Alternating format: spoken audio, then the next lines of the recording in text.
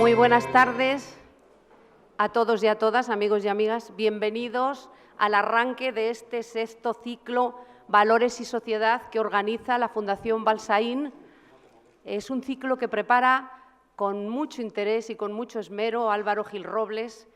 Insisto, siempre lo digo, pero es que lo digo de verdad, es un auténtico lujo que Álvaro viva en esta tierra y que esté dinamizando siempre la reflexión y la cultura en nuestra ciudad. Por lo tanto, lo primero es agradecerle a Álvaro, felicitarle por su labor y agradecerle de todo corazón el trabajo que hace. Un ciclo sobre valores europeos en la ciudad que es cuna del primer europeísta, de Andrés Laguna, el primero en definir y en defender la idea de una Europa con una cultura común, el primero en escribir aquel célebre discurso de Europa. Es decir, la elección de la ciudad idónea, el lugar en esta iglesia de San Quirce, que fue en su momento sede de la Universidad Popular, creada por un grupo de intelectuales que coincidieron en Segovia, entre los que se encontraba, intelectuales y artistas, entre los que se encontraba el propio Antonio Machado, y un centro de dinamización cultural que impulsó, entre otras cosas, pues las misiones pedagógicas, que todos recordamos como uno de los momentos más esplendorosos y más lúcidos de lo que llamamos la Edad de Plata de la cultura española durante la Segunda República. Decía que Ciudad Idónea, sede para celebrar estas conversaciones también idónea, y desde luego los ponentes, una elección extraordinaria siempre de Álvaro. El ponente de hoy pues es un auténtico privilegio. Es Felipe González. Decía hace un momento, cuando le recibía en la Sala Blanca del Ayuntamiento, que ha sido el presidente del Gobierno de España en esta última etapa democrática en nuestro país, más secundado por las urnas. Esto es evidente, hay datos objetivos evidentes. Es el presidente que ha sido el artífice de la modernización de nuestro país, el que modernizó las infraestructuras de comunicación y de transporte, el que construyó los pilares del estado del bienestar, pues la universalización de la sanidad, de la educación, de las pensiones, que son las joyas de nuestro país y lo que tanto ha valorado la ciudadanía siempre, que solo cuando ha llegado la crisis se ha puesto en cuestión por algunos, pero que ha sido un logro de toda la sociedad española, liderada por Felipe González y sus gobiernos en ese momento. Ha sido el presidente que firmó el tratado de adhesión con las entonces comunidades europeas y que nos llevó directamente al corazón de Europa. Decía hace un momento que nos llevó al corazón de Europa porque España estaba entonces en el núcleo de las decisiones europeas. Entonces España pintaba, y pintaba mucho en Europa. Por tanto, un auténtico lujo tener a Felipe González con nosotros esta tarde. Estamos encantados de tenerle entre nosotros y estamos todos deseando escucharle. Por eso yo me voy a callar inmediatamente, porque hemos venido todos a escucharle a él. Bienvenido de todo corazón, Felipe.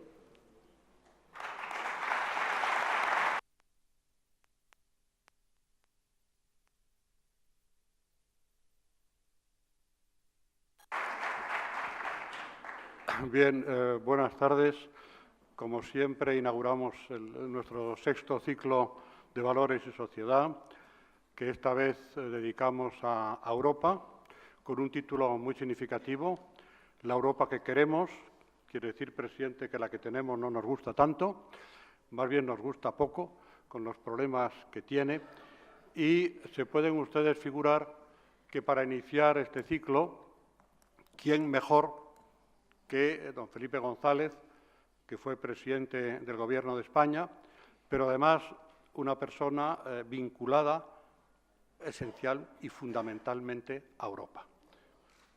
Él ha vivido Europa como nadie, ha vivido la construcción de la Europa más brillante con François Mitterrand y con Helmut Kohl, y esa Europa, desgraciadamente, ese proyecto, parece que hoy sufre alguna crisis.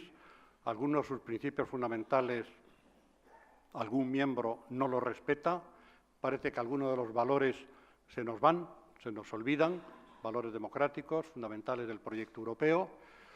Y hay que reconstruir, no lo sé, en todo caso hay que reordenar ese proyecto. Ayer, hace muy poco, veíamos al nuevo presidente francés ir a ver a la señora Merkel y hablar de esa necesidad. Esta noche está cenando con el presidente de la Unión Europea en París, en el Elíseo, para tratar ese mismo tema. Es decir, las cosas se mueven. ¿Quién mejor nos puede hablar de ese proyecto, de esa necesidad? Pues don Felipe, que está aquí con nosotros, presidente. Y tengo que añadir una cosa, una sola cosa. Cuando se lo pedí, dije, presidente, ¿vendrías a Segovia a la Fundación a hablar de esto? Ni un segundo dudó. Sí. Buscamos la fecha y aquí está con todos nosotros. Así que todo lo que tengo que decir es muchísimas gracias, presidente, por estar aquí, por acompañarnos y por ayudarnos a buscar lo que puede ser esa futura nueva Europa. Muchas gracias.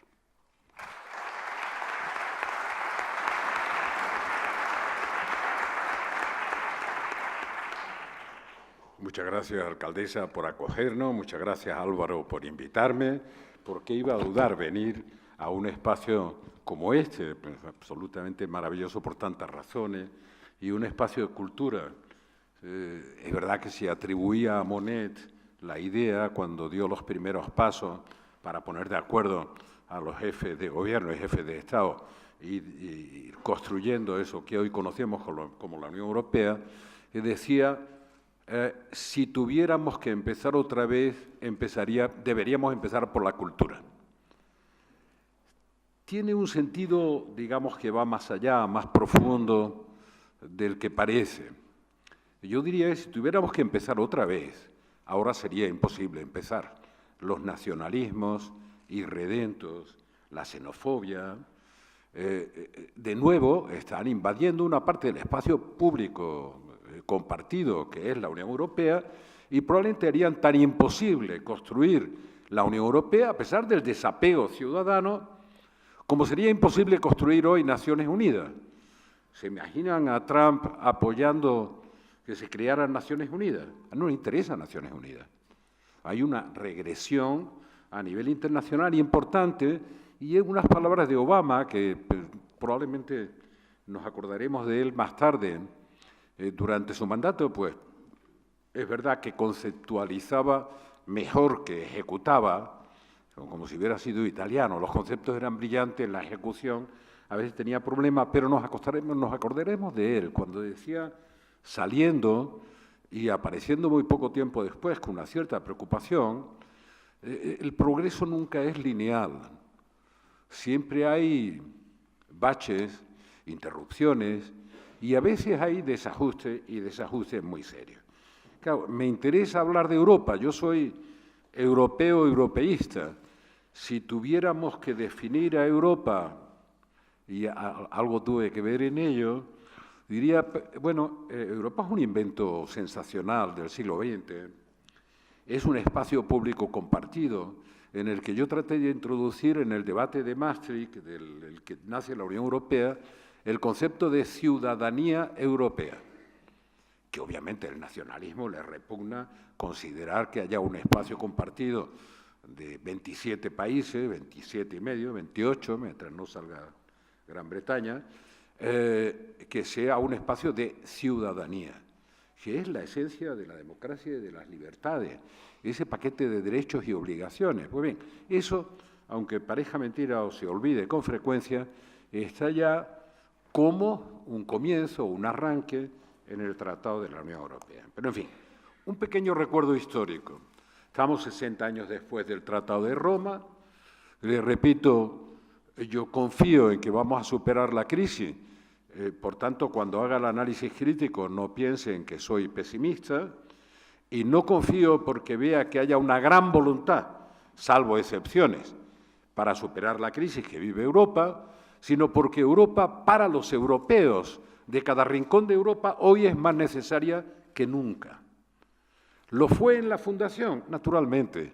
La Fundación responde, y tenemos el referente del Tratado de Roma, pero antes se hizo el Tratado de la Comunidad Económica del Carbón y del Acero, se firmó el Tratado de Euratom y se construyó después esa entidad que conocemos hoy como Unión Europea,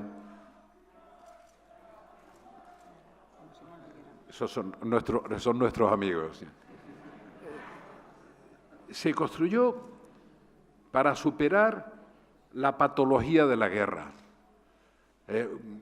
Dos guerras mundiales que habían enfrentado a las distintas naciones europeas crearon eso que llamo una patología, la enfermedad de la guerra, y se construyó sustituyéndola por la ética de la paz, por la convivencia en libertad y en democracia. Empezaron por poner en común aquellos elementos que provocaban la guerra. Por ejemplo, el carbón y el acero. Quien dominaba la cuenca del Ruhr, pues disponía de los medios para prepararse desde el punto de vista militar, expandirse y provocar las dos guerras mundiales que hemos soportado en la Europa del siglo XX.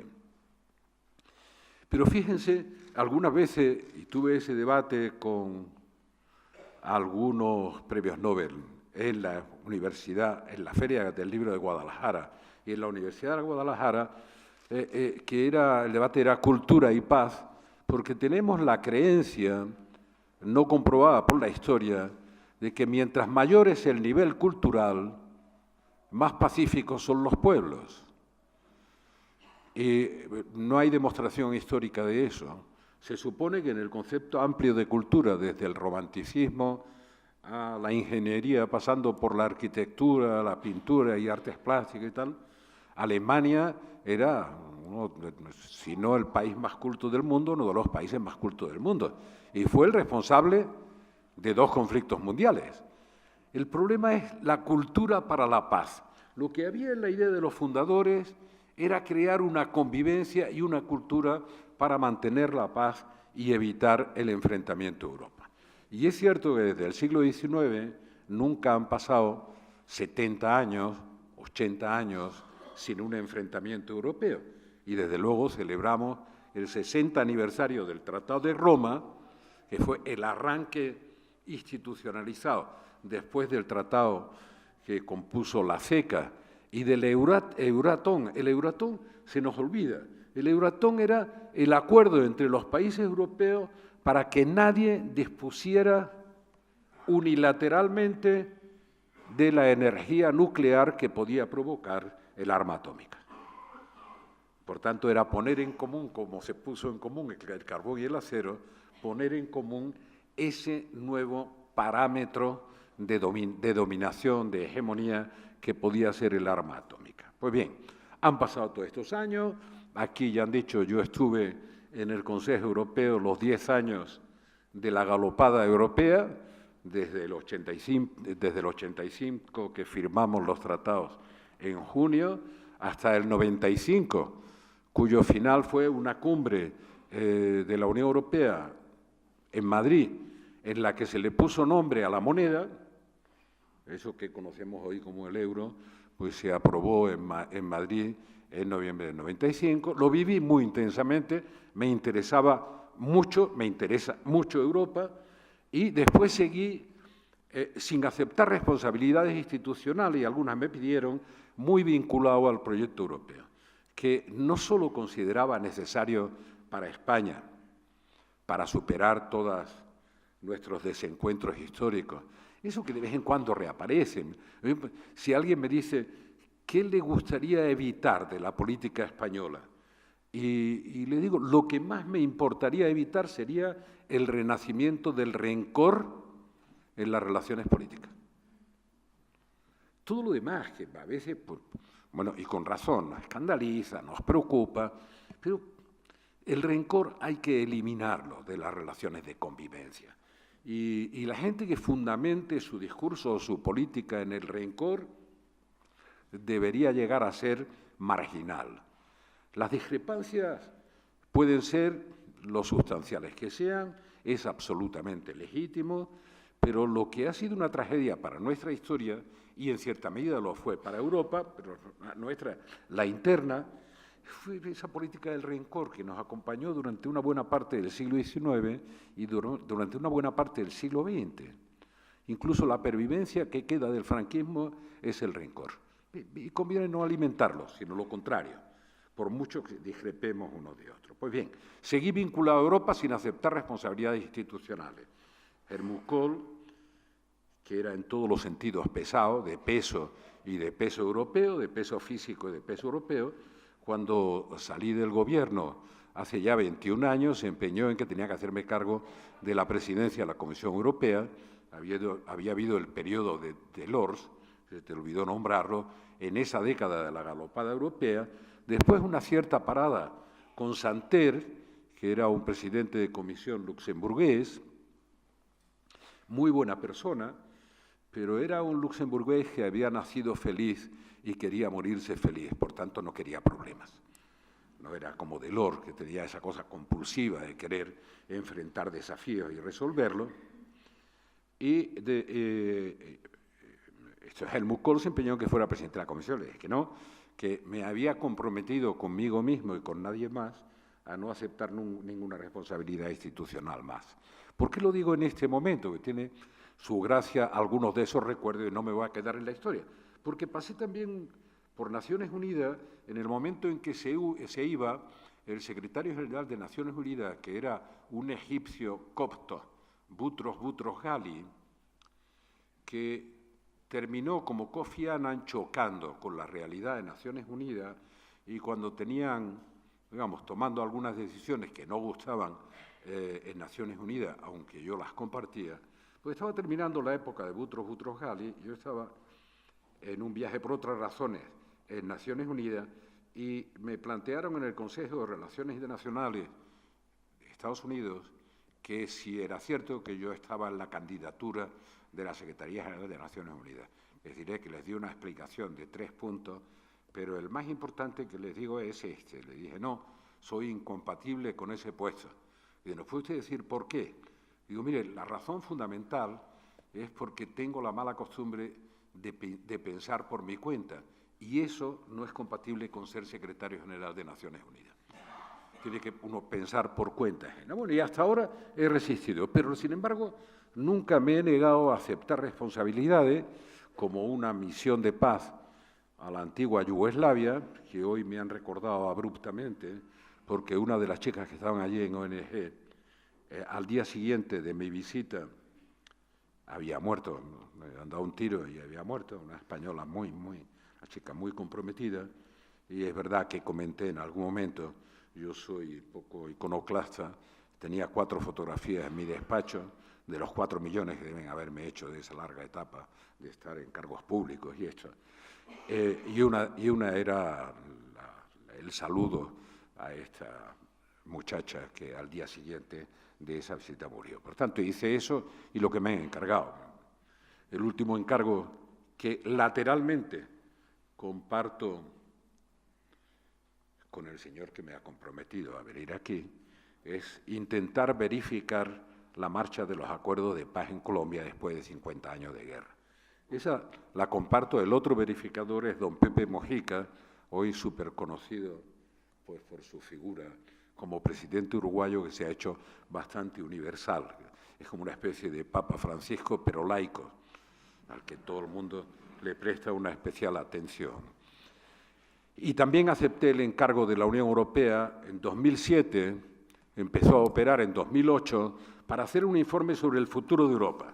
He visto el que tienen ahora, el libro blanco sobre el futuro de Europa, y quiero recordarles que yo hice ese informe entre 2008 y 2010, y en mayo de 2010 lo presenté. Antes me pidieron en el Consejo Europeo las anécdotas que diría Gabriel García Márquez llevan a la categoría. Me pidieron que aprovechara el Consejo de Primavera, normalmente de marzo, para hacer un informe oral, porque todavía no teníamos cerrado el informe por escrito entre los 12 que componíamos ese comité que elaboró el informe sobre el futuro de la Unión Europea. Pero si se sitúan en la fecha, cuando empezamos a trabajar era en diciembre de 2008. En diciembre de 2008 había reventado Lehman Brothers, había reventado el sistema financiero internacional. Fue una crisis financiera peor que la del 29, contagió la economía real de todo el mundo y produjo el desastre que todavía hoy estamos pagando. Por tanto, a mí me parecía que la crisis iba a durar, incluso aquí, incluso los más amigos no me creían. Yo decía, la crisis va a durar una década, tal como viene, va a pasar del sistema financiero internacional sin regulación y sin control a la economía real, va a destruir mucho ahorro, va a destruir mucha economía productiva y tardaremos en recuperarnos haciendo las cosas bien. Si no las hacemos bien, tardaremos más. Pues bien, presenté ese informe verbalmente en un consejo que tiene su interés recordar. Obviamente yo no formaba parte del consejo, fue el Consejo Europeo en el que se trató la crisis griega. Cuando fue elegido Papandreou hijo, y en un ataque extemporáneo de honradez, fue a decirle al Consejo Europeo que las cuentas de Grecia estaban siendo falseadas en los últimos 10 años, con la inestimable ayuda de una gran empresa multinacional que le prestaba la ingeniería financiera, Goldman Sachs, y que sigue siendo súper famosa. Por tanto, las cuentas no eran verdad. Estaban cumpliendo todos los parámetros del Pacto de Estabilidad, pero no era verdad. Y Papandreou hijo llegó y le dijo al Consejo Europeo, las cuentas no son verdad. Tenemos esta deuda, tenemos realmente este déficit y tal. Pero las malas noticias no fueron bien recibidas por el Consejo Europeo, aunque lo sabían, y se armó la marimorena. Con lo cual mi comparecencia en el Consejo se retrasó hasta una hora relativamente tardía para las reuniones del Consejo Europeo. A las 8 de la tarde presenté mi informe oral. Y después del informe oral, el informe por escrito, el 9 de mayo de 2010. Y en ese informe, que no era muy grande, un informe de 40 páginas, con eso que llaman ahora resumen ejecutivo de 8 páginas, ya planteaba la necesidad de hacer, como era lógico, políticas anticíclicas y no en favor de un ciclo, que es lo que nos ha llevado a estas políticas de austeridad que han convertido la crisis en un austericidio permanente. Salvo por la reacción del Banco Central Europeo. Estoy hablando de la primera de las crisis que estamos soportando en los últimos años, que han producido gran desapego de los ciudadanos respecto de la construcción europea, pero no es la única. Vamos, si consideramos la visión que tiene el nuevo presidente de Estados Unidos de Europa o contra Europa, pues esta será la cuarta crisis que tengamos que enfrentar, pero la primera fue esta. ¿Cómo se respondía a esa crisis financiera? Estados Unidos respondió razonablemente bien, hay algunos análisis críticos que hacer, pero pusieron en marcha políticas monetarias de tipos de interés muy bajos y políticas activas, y salvaron a multitud de empresas, incluso salvaron, cosa que aquí entendemos mal, a muchas instituciones financieras, y no solo las salvaron, sino que no les han perdido dinero. Yo todavía veo con dificultad cómo aceptamos, incluso en el debate parlamentario, y digan, no, 45.000 millones de euros no se van a recuperar del rescate del sistema financiero. Y yo me pregunto, de buena fe, de absoluta buena fe, ¿y por qué no? Se supone que las entidades saneadas ganarán, tendrán beneficios. Y se supone que esos beneficios se le deben a los ciudadanos que a través de los impuestos y del déficit de la deuda lo prestaron, luego que los devuelvan. Que van a tardar más que lo que han tardado en Estados Unidos, que a los 3 años de rescatar el sistema financiero habían recuperado. Muy bien, que tarden más. Me da igual, que tarden 10 años.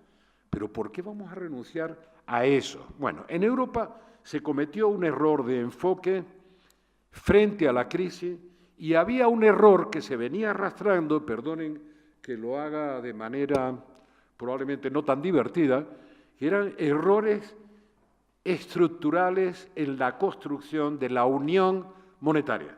Porque lo que pactamos en Maastricht, lo que llamamos Tratado de la Unión Europea, la parte que afectaba a la economía y a la moneda, era unión económica y monetaria. No sé por qué en el 98 se decidió pasar a la unión monetaria y se olvidó la unión económico-fiscal. Y en aquella fecha, que yo creía que se debería avanzar en todos los frentes, hicimos un informe en la Fundación Delors, en el que el principal redactor fue Giuliano Amato, un italiano que fue primer ministro, un tipo muy notable, pero yo publiqué un artículo en la prensa que uno puede ver, ahora que se ve todo, está todo en Internet, felicitando la llegada del euro y advirtiendo que la estructura de la unión monetaria no podría resistir la primera crisis económica financiera que pasara a Europa, porque se producirían lo que llamábamos choques, en el artículo, choques asimétricos, que al no haber convergencia de las políticas económico-fiscales, los países responderían a la crisis de manera diferente, fuera cual fuera su grado de cumplimiento en el momento de la crisis del Pacto de Estabilidad. España es el que mejor lo cumplía, quizás el segundo que mejor lo cumplía. El primero no era ni Alemania ni Francia. España tenía en 2008 un superávit de 2 puntos del PIB, superávit, Alemania 3 puntos y algo de déficit, y teníamos 37% de deuda, y el techo de endeudamiento era 60%. Pero es que Alemania pasaba del 80%, y Francia también, o sea, España cumplía todos los parámetros, pero no cumplía la convergencia de las políticas económico-fiscales. Y estamos viviendo de una burbuja espectacular, fundamentalmente ligada al ladrillo, que contagió todo nuestro sistema financiero. En una época en que parecía que todo era bonanza, altas tasas de crecimiento, dinero abundante y poca economía productiva, mucha dependencia del exterior, etc. ¿Por qué les explico esto? Porque fue el ejemplo que puse en el Consejo Europeo delante de todos los jefes de Estado y Gobierno, diciendo, voy a hablar de lo que ha pasado en España desde 2008 hasta marzo de 2010, en el que ustedes me piden que les informe de esto.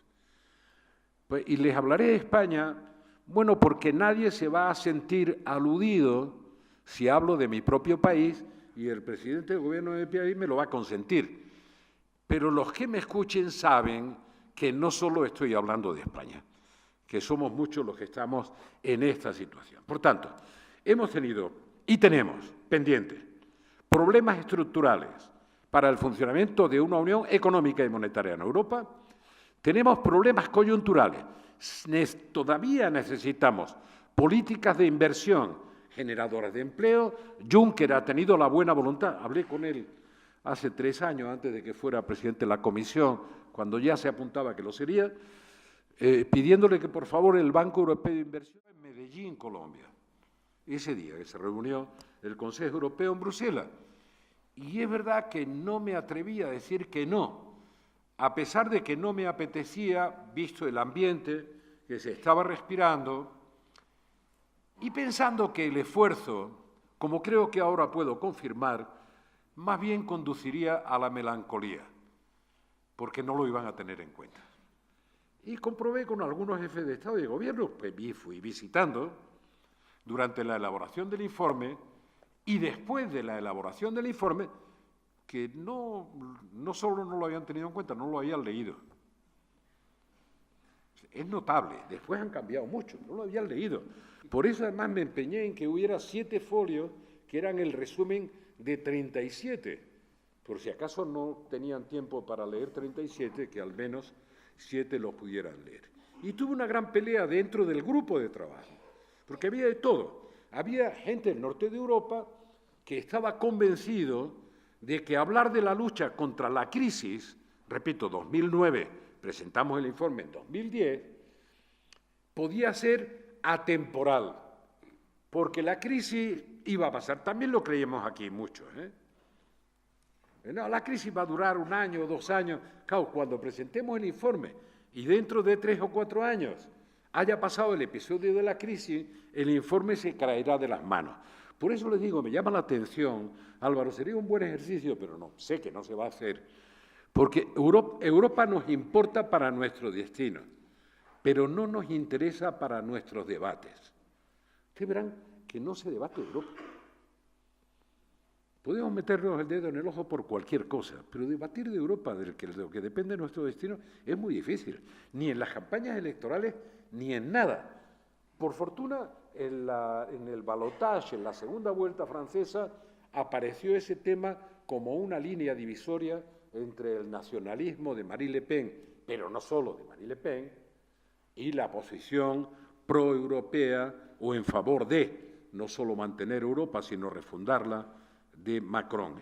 No hablo de las ideologías, porque frente a este fenómeno de cambio histórico que estamos viviendo, que antes le decía a los periodistas, miren, cuando, como decía la alcaldesa antes, empezamos a construir los pilares del Estado del Bienestar, educación universal, acceso a la educación gratuita hasta los 16 años, bueno, era 1984.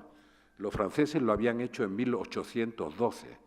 Con Napoleón. Nosotros llegamos con un pelín de retraso a ocuparnos de este tema, o sentar los pilares de la sociedad del bienestar, hablando de un sistema nacional de salud que hizo Ernest Lluch, un buen ministro catalán al que le di el encargo de ocuparse de temas españoles, ¿no? De temas que nos afectaban a todos, como la asistencia sanitaria. Yo tengo buena cabeza. Por tanto, pero entonces debo decir, para que no crean que cuando hago algún análisis crítico no comprendo, al contrario, comprendo la situación, entonces era más fácil el proyecto y era más difícil vencer las resistencias. Pero el proyecto no tenía tanta dificultad.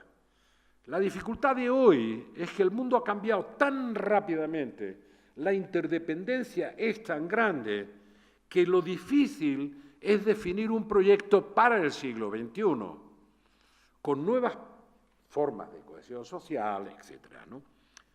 Y en Europa hay algo que me entristece desde el punto de vista de los principios. En la primera década del 2000, y desde luego después de la crisis de 2008, muchos dirigentes europeos creyeron que lo que estorbaba al modelo europeo para competir en lo que llamamos la economía de la globalización era la parte social. En Europa se inventó la economía social de mercado. Sobre eso se fundamentó lo que llamamos el Estado del Bienestar, yo prefiero llamar la sociedad del bienestar. Esa película que ya habían hecho otros, nosotros la recorrimos cuando tuvimos los votos y la voluntad y el proyecto para hacerlo. Pero ha llegado una parte de Europa a la convicción de que el modelo social, de cohesión social, es el que nos impide competir en la economía global. Y justamente han llegado a la convicción cuando en foros como el de Davos, que es el foro del pensamiento, por decirlo de alguna manera, y utilizar un lenguaje al uso, aunque nadie después define lo que significa, el foro del pensamiento neoliberal, nos advierten al mundo que el modelo de economía de la globalización genera tal desigualdades en la redistribución del ingreso y plantea tantos desafíos desde el punto de vista del futuro del empleo, que si no tiene una dimensión social, el modelo no será sostenible. A nivel global, en todo el mundo. A mí realmente me preocupa, yo diría que incluso me da rabia, que en Europa se plantee como el obstáculo lo que empieza a reclamarse en el resto del mundo como un factor de sostenibilidad. No es posible hacer proyectos económico-financieros que no tengan ese factor incluyente de la cohesión social. Y yo creo que uno de los grandes errores para enfrentar la crisis en Europa, el que nos llevó al austericidio, el que ha puesto en cuestión, solo poner en cuestión, es recuperable, nuestros modelos de cohesión social, de redistribución del ingreso, vía sistema sanitario público, acceso a la educación, sistemas de beca, etcétera, incluso las pensiones no contributivas que hace 30 años pusimos en marcha. Esa parte no es lo que estorba. Claro que tenemos que estudiar cómo nos insertamos todos los europeos en la economía global. Claro que tenemos que estudiar cuáles son los factores de competitividad. Pero si creemos que vamos a ser competitivos a base de devaluar salarios y recortar servicios sociales, nos equivocamos porque el modelo no es sostenible. Y hasta los chinos, que practican un capitalismo de Estado muy severo, se están dando cuenta de que el modelo de distribución tan desigual del ingreso plantea un factor de sostenibilidad que pone en peligro al modelo mismo.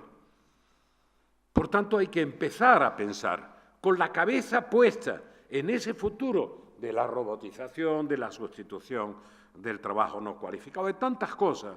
Hay que empezar a pensar en nuestro sistema educativo, el europeo, para que la gente se eduque recibiendo la mayor cantidad y calidad de conocimiento. Segundo, entrenando ese conocimiento para transformarlo en una oferta que le añada valor a quien la hace y a los demás.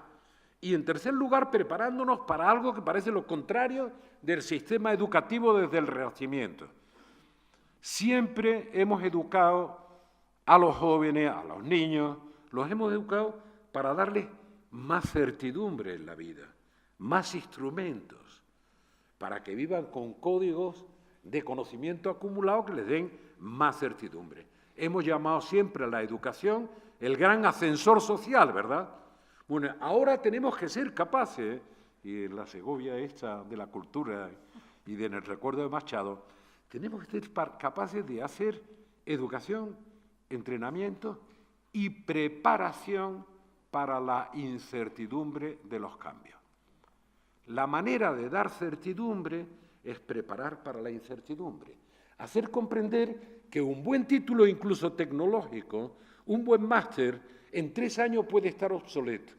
Y uno tiene que tener la cabeza y la disposición de ánimo para adaptarse a esos cambios y no sentirse derrotados. Por eso digo, es difícil pensar en la educación preparando, sobre todo a los europeos. Europa es una sociedad que envejece muy rápidamente para la incertidumbre. Segundo, me voy a extender mucho, voy a ir más rápido. Segunda crisis que no hemos sabido ni enfrentar, no digo ya superar, y que nos lleva a contradicciones lamentables con los principios inspiradores de la construcción europea, la crisis que podíamos llamar de los refugiados o de los emigrantes, en las dos dimensiones, en los que los refugiados son la consecuencia de crisis, a veces de crisis bélicas enormes, en los que la responsabilidad europea es sobre todo, entiéndanlo bien, haber perdido la relevancia que tenían para incidir positivamente en el arreglo de los conflictos. Europa ha dejado de ser relevante. Lo que dice Europa no pesa. Así que el peligro es que deja de ser relevante para los ciudadanos que sienten desapego cuando más la necesitamos y deja de ser relevante para el mundo, para los vecinos. No creo que Putin haga mucho caso de Europa, ¿no? Más que para... ¿no? Y Trump, ni digamos. El otro día, cuando acabaron las elecciones francesas, yo estaba en Buenos Aires y digo, bueno, ¿cuál es la buena noticia? Es la primera derrota de Trump-Putin. La primera. De los que no quieren a Europa. Como yo quiero Europa, sigue siendo además, es curioso, Europa sigue siendo el mayor espacio comercial del mundo, el mayor. Somos 500 millones de seres humanos, no es mucho. China tiene, imaginaros, 1.300, 1.350. Ellos hace tiempo que no lo cuentan, y no saben, pero como mínimo 100.300. Han salido 700 millones de la pobreza, han creado una sociedad en la que la demanda de cosas básicas ha aumentado enormemente, pero ha disminuido exponencialmente la pobreza y han aumentado las desigualdades en la distribución del ingreso. Alguno pensará, ¿eso es posible? Sí, hay menos, entre los que más perciben y los que menos, es mayor. Y es la consecuencia, como digo, del modelo que deberíamos corregir. Bueno, en el tema de los refugiados y de los emigrantes, quiero decirles dos cosas. No es que sea crítico con la política europea empiezo por ser crítico con la no política europea. Lo que más me preocupa no es estar de acuerdo o en desacuerdo con la política europea. Lo que me preocupa es que no hayamos sido capaces, como Unión Europea, de hacer una política de refugio, asilo, inmigración, la que sea. Y una vez que haya una, que uno pueda criticar la que haya, no la ausencia de lo que hay.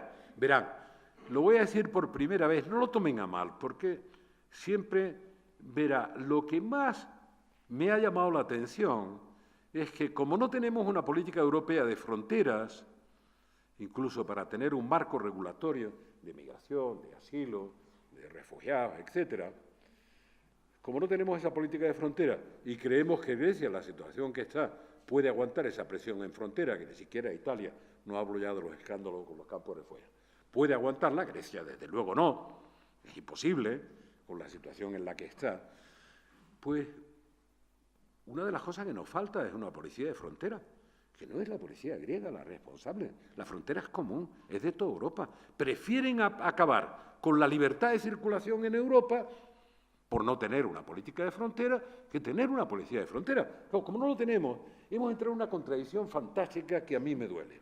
Miren, hoy la vigilancia del Mediterráneo para el tema del refugio, del asilo y de los migrantes es responsabilidad de la OTAN. Pero parece el reconocimiento tan claro de un fracaso. Pues la OTAN es un pacto defensivo. Me dice, bueno, puede estar en algún conflicto, podemos estar de acuerdo o no, pero de verdad, la OTAN controlando las pateras, las lanchas que pasan del norte de África, de Libia, no, algo nos está faltando. Y algo que nos está faltando que de verdad tenemos que responder y controlarlo cuanto antes para cambiarlo. Y la contradicción implícita en eso que digo, la apunté antes. Europa envejece rápidamente. Nuestra pirámide poblacional se está invirtiendo. Cada día hay menos jóvenes y más gente mayor. No hace falta que lo diga. Cada día se despuebla más una buena parte de nuestro territorio. Algunos tienen algunas propuestas que son un poco de ensoñaciones porque es difícil que una corriente histórica se revierta. No digo que no sea posible, es posible, pero bueno, la contradicción ¿cuál es? Tenemos una crisis de empleo seria, tendremos en el futuro una crisis de sustitución del empleo por la robotización seria, pero aún así, en medio de eso, no hablo solo de España, Europa necesita más población. Y les aseguro, y en esta iglesia lo puedo decir, que mientras más católicos o más creyentes seamos, menos hijos tenemos. No sé lo que está pasando. Por tanto, miren, los flujos migratorios los necesita Europa. Esta xenofobia frente a los migrantes, que crea tantos problemas en segunda o tercera generación en Francia o en Gran Bretaña. Hoy el sistema de pensiones de Francia o de Gran Bretaña se puede seguir pagando hoy porque hubo ese flujo migratorio en los 60. Lo repetiré. Y ahora lo necesitamos para 2050 y para el 2040. Y lo necesitamos ahora. España está volviendo a bajar de población desde la crisis y ahora se acelera la bajada. Entre otras cosas porque muchos emigrantes, mucha gente nuestra, no mucha, pero hay un número de gente nuestra que emigra, pero muchos de los emigrantes que vinieron ya no vienen, algunos se han vuelto y nacen menos niños. Por tanto, imagínense la contradicción. Cada vez aumenta más el nacionalismo xenófobo, excluyente, el que quiere echar a la gente, el que no quiere aceptarlos, y cada vez envejece más la población europea y necesitamos savia nueva, empleo. Digo, eso lo digo, yo he estado peleando por eso mucho tiempo, diciendo, bueno, yo preferiría que España no olvidara nunca, y a veces veo que lo olvida, que hemos sido un país de emigrantes.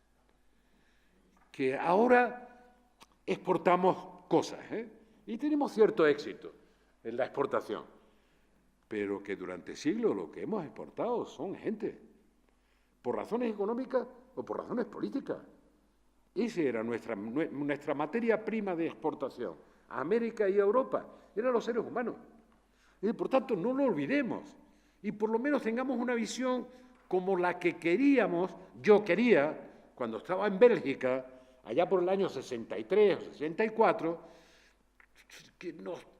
como yo quería que nos trataran a nosotros, que no nos trataban, prohibida la entrada a españoles y magrebíes, que decían en muchos locales, pues así creo que hay que respetar a los que llegan. Y no digo que no tenga que haber políticas migratorias, tiene que haberlas. Lo que me quejo de Europa es que no la hay. El cuarto desafío era el del Brexit. El Brexit es un disparate para Gran Bretaña, mayor que el del disparate para Europa. Es un típico ensayo de estos que están de moda, de democracia directa frente a democracia representativa, o si quieren lo diré de otra manera. Líderes políticos que en lugar de asumir sus responsabilidades, derivan esas responsabilidades a lo que diga la gente.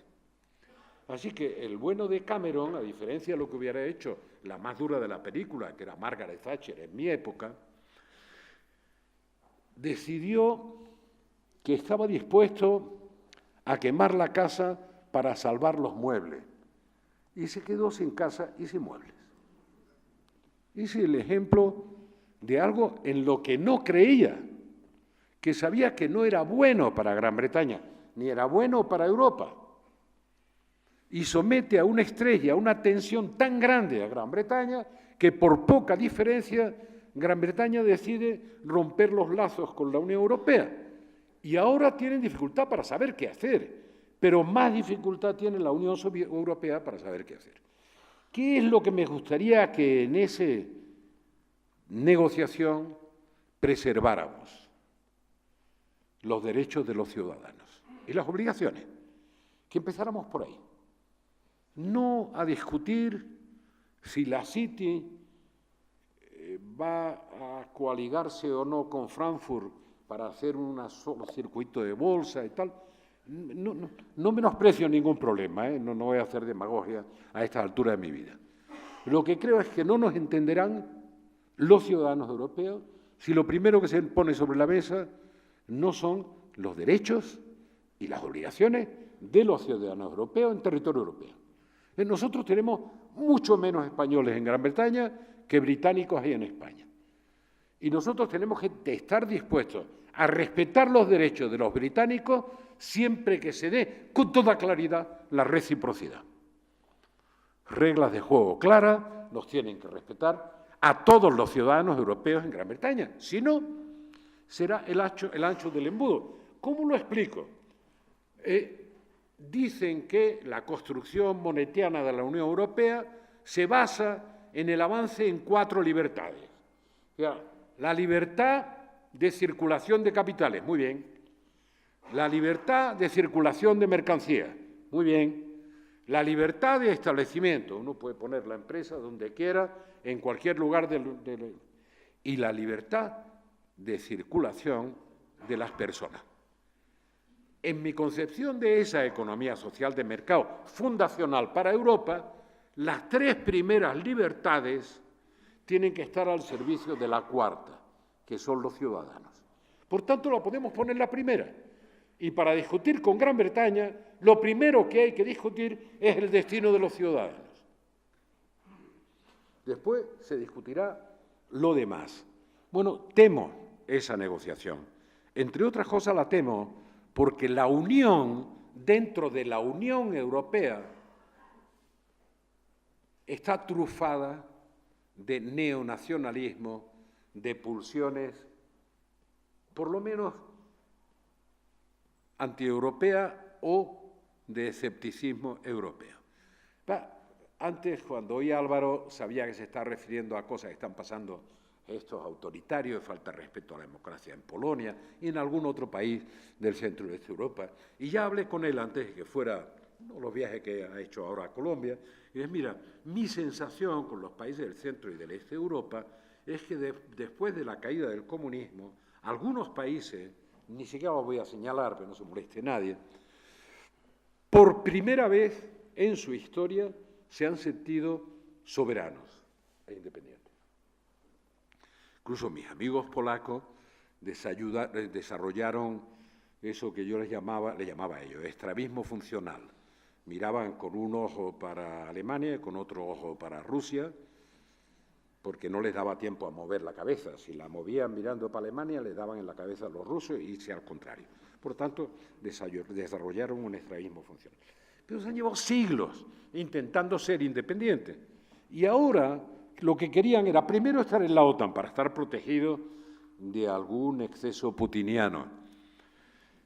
Y lo segundo, estar en Europa por aquello del bienestar. Pero de pronto pensaron que Bruselas era como una nueva Moscú que limitaba su soberanía. De ahí vienen una parte de nuestros problemas en la construcción europea y ahora en la negociación del Brexit. El cuarto desafío que tenemos, por citar los más recientes. El nuevo presidente de Estados Unidos, que cada día nos da una sorpresa, ninguna grata, pero cada día nos da una sorpresa, es antimexicano porque los tiene más cerca. Pero yo le digo a los salvadoreños, a los colombianos o a los argentinos, es todo lo que hay de la frontera para abajo. No comprende lo que es, les parecerá mentira, porque dicen que es un gran empresario, no comprende lo que son las empresas globales, no las entiende, no saben que las empresas cuya materia prima es el talento, no buscan el talento en Ohio, lo buscan en el mundo. Y en el mundo puede ser un señor hindú, o pakistaní, o británico, o español, o colombiano. No tiene necesariamente que ser del Medio Oeste. Por tanto, su materia prima es el talento, el de esas grandes empresas del conocimiento. Y, por cierto, sus clientes o su mercado es el mundo. Y a este señor se le ocurre esa gran idea, que están siguiendo muchos, algunos con discurso de izquierda y otros con de derecha. Produzca americano y consuma americano. O sea, no vuelva a beber Coca-Cola si no es gringo. No es posible. Y en las empresas del talento no es posible. Bueno, esta es la cuarta crisis para el nuevo desorden mundial que se prepara y el papel de Europa. Y créanme que me preocupa, porque creo además, en general, cualquier superpotencia, en el caso de Estados Unidos y de Trump, lo veo más claro, solo va a respetar a quien se haga respetar. Sépanlo desde ya. Su estilo de gobernar no va a ser respetar a quien no se haga respetar. A quien no se haga respetar le pasará por encima. Y Europa solo se hará respetar estando unida. Por eso necesitamos a Europa. Como vea que hay posibilidad de romper la cohesión entre los países, lo hará, porque no gusta de Europa. No le interesa a Europa. Ni le interesa eso que es tan caro para Álvaro, este orden mundial basado en el multilateralismo, que yo también quiero. Pero sé que el multilateralismo puro no es operativo, porque al final el peso de unos y de otros llega a ser determinante para la conducción de los procesos. Por eso, con un respeto absoluto al multilateralismo, yo confío, y de nuevo aterrizo en Europa, en el regionalismo abierto para responder a la nueva hegemonía de las grandes potencias, incluido China. O sea, para hablar con China es mucho mejor hablar como Europa que hablar como Gran Bretaña o Alemania o España, aunque algunos se crean que si salen corriendo en el último minuto llegan antes a coger el tren. Eso no es verdad, aunque sea el tren el transpacífico, transatlántico, asiático, no va a ser verdad. Por eso necesitamos Europa. Y necesitamos Europa para hablar con Trump, no para correr a estar disponible, porque él tiene una visión del mundo, sí la tiene, pero tiene unas pulsiones que nos van a llevar, créanme, y eso me preocupa seriamente, que nos van a llevar al mundo de las zonas de influencia previo al de la Primera Guerra Mundial y de la Segunda Guerra Mundial.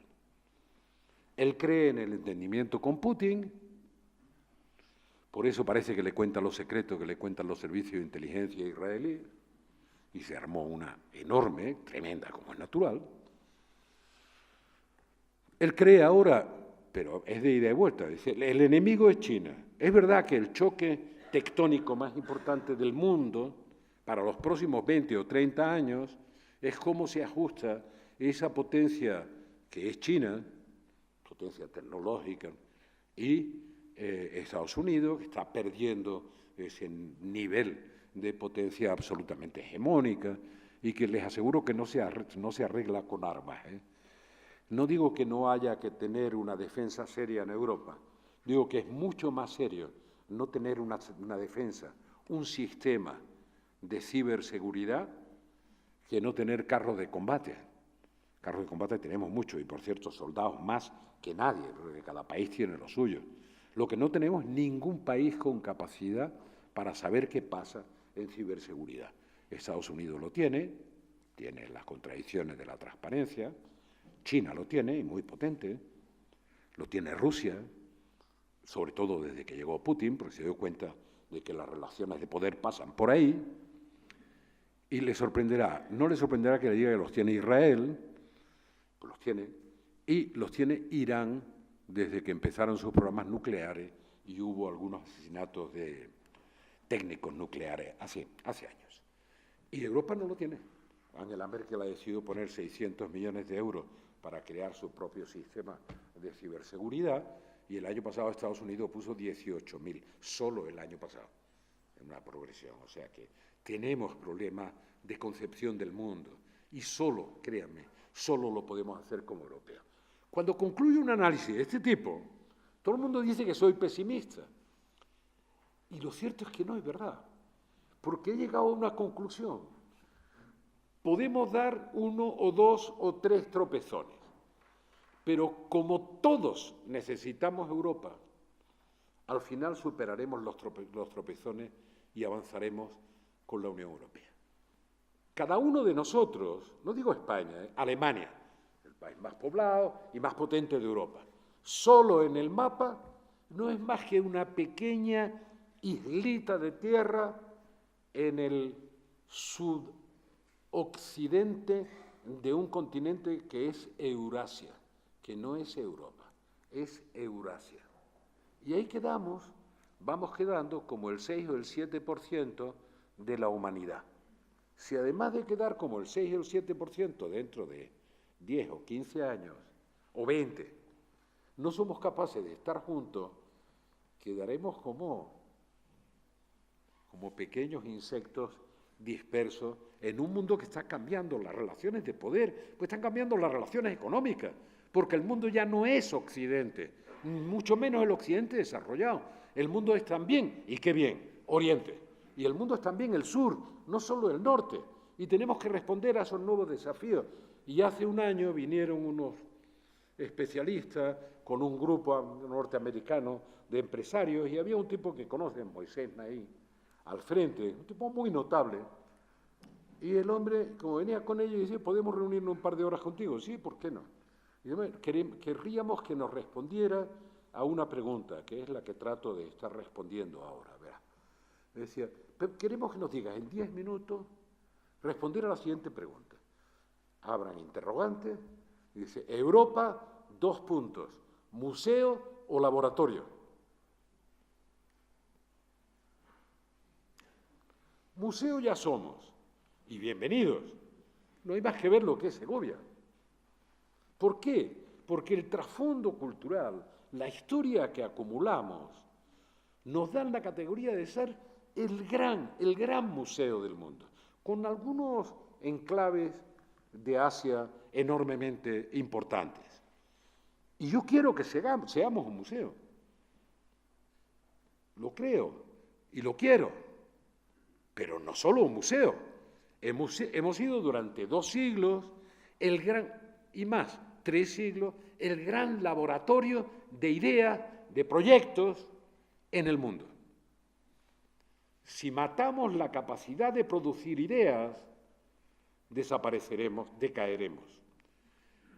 Y cuando antes hablaba de cómo nos formamos y hablaba de la cultura, preparar a la gente para la incertidumbre y prepararlas para ver que en su horizonte vital va a vivir muchos cambios a los que tiene que responder, solo se consigue conociendo la condición humana. No solo conociendo la última aportación tecnológica de software y de informática. Tenemos que volver a conocer a Cervantes, a Shakespeare, a Séneca. Tenemos que conocer la condición humana, porque lo que no va a cambiar es la condición humana, pero sí podemos despistarnos y desconocerla. Por tanto, en nuestra formación, la formación de grandes especialistas en esos cambios tecnológicos, necesitamos una formación transversal, que es la formación en la condición humana. Termino con esa anécdota. Yo empecé a hacer un informe para la tribu a la que pertenezco, que por si no lo recuerdan es la Internacional Socialista, en el año 96. Y empecé por el Silicon Valley, y que no es mal sitio para empezar, pero después estuve en África, estuve en todos sitios, estuve en Norteamérica, en Sudamérica, en todos sitios, en África, en Asia, en Japón estuve un par de veces. Durante 3 años me dediqué a ver de qué iba esto, pero empecé por el Silicon Valley. Y me llamaron la atención las empresas, como es natural, de software. Allí estaba un hijo mío trabajando y me decía que trabajaba en software de tercera generación. Y yo no sabía ni siquiera que había habido una primera generación. Y le preguntaba, ¿eso de tercera generación de qué va, no? Pues imagínense, estoy hablando del 96, deben ir ya por la 5ª generación o la 6ª generación de software. Pero miren, y vi cómo funcionaban, era apasionante, realmente apasionante. Era una sociedad absolutamente abierta, la del Silicon Valley, donde uno se encontraba un porcentaje interesante de asiáticos, de gente de todo el mundo, porque allí no le preguntaban a uno ni de dónde viene, ni qué título tienes. La primera pregunta es, ¿qué sabes hacer? Y cuando yo sé hacer esto, demuéstralo. Y ahora ya hablamos de lo demás. Pero primero demuéstrame lo que sabes hacer. Lo que más me sorprendió es que el tipo al que mejor pagaban las empresas de ingeniería de software, al que mejor pagaban, era un profesor de literatura doctorado en Shakespeare, que no sabía manejar los ordenadores, pero era especialista en la condición humana. Y cada vez que producían un software nuevo, llamaban a este señor, le daban $2.000, estoy hablando del 96, $2.000 por hora de asesoramiento, que para un profesor universitario, créanme, no estaba mal. Y su opinión era una opinión de un doctorado en Shakespeare. ¿Lo puede imaginar? Bueno, pues les digo, para el siglo XXI vamos a necesitar conocer a Shakespeare y a Cervantes para seguir conociendo la condición humana y poder adaptarnos mejor a la velocidad de los cambios tecnológicos. Aquí voy a cortar porque además sé que a las 9 quieren ver no sé qué partido, no sé qué.